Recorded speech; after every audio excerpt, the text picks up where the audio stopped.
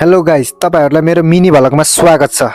म कोरिया आएको पनि झन्डै आज 15 दिन पुगेछ। 15 दिनदेखि म रुममा सुतेको सुतै छु किनभने मेरो कम्पनीमा आजभोलि खासै काम छैन। त्यसैले साउले 1 महिना आराम गर भनेको छ। कोरिया आएको 15 दिन भइसक्यो तर मेरो कार्ड बनाउने साउले वास्तै गर्दैन। अनि मैले आज अफिसमा गएर साउ मेरो कार्ड बनाइदिए भनेको त आफै गएर बना भन्यो।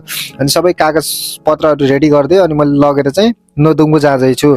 केही समयको यात्रापछि म म्यान हाइवेमा पुगेँ तर त्यहाँ जेब्रा क्रस गरौँ भनेको टक्कै रेड लाइट बलिहाल्यो। केही समय हामीले पर्खिनु पर्ने हुन्छ। केही समयको पर्खाइपछि टक्क बाटो खुल्यो।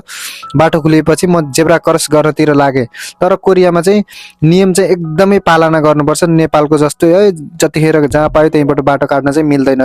देश विकास गर्न नेता मात्रै राम्रो होइन, जनता पनि शिक्षित हुनुपर्छ र जनताले पनि नियम पालना गर्नुपर्दछ। त्यसैले म केही समयको यात्रापछि टक्कै नोदुङ्गु अगाडि पुगेँ। नोदुङ्गु अगाडि पुगिसकेपछि मैले आफ्नो गाडीलाई पार्किङमा लगाएँ। गाडी रे यही हो, हेर्नुहोस् मेरो गाडी।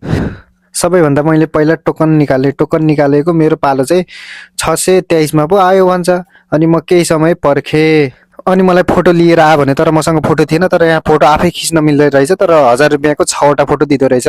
मैले फोटो खिचेँ तर टोपी नलगाएर खिच्नु पर्ने रहेछ। मैले टोपी लगाएर फोटो खिचेको, मेरो यो 1000 रुपैयाँ फेरि खेर गयो। फेरि मैले टोपी नलगाएर फोटो खिचेँ।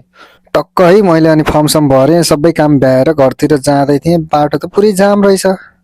तर जाम भयो नि मेरो साइकल चाहिँ अगाडि दौडै गऱ्यो, ब्रेकै लागेन भनेर भन्नुहुन्थ्यो। तर त्यहाँ चाहिँ टक्कै बाटो खुलेको थियो, त्यसैले म अगाडि बढेँ।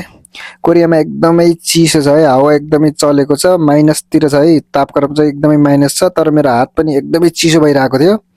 अनि मैले यसो हेरिरहेको थिएँ केही तातो खानेकुरा पाउँछ कि भनेर यसो सिउ खोजिरहेको थिएँ। टक्कै अगाडि मैले सिउ भेटेँ।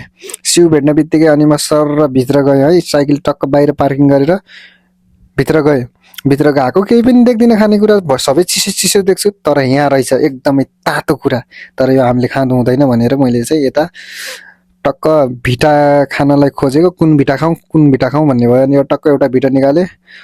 टक्क आएँ, मैले काउन्टरमा टक्क पे गरेँ। पे गरिसकेपछि बाहिर आएर मस्त खाएँ अनि घरतिर लागेँ।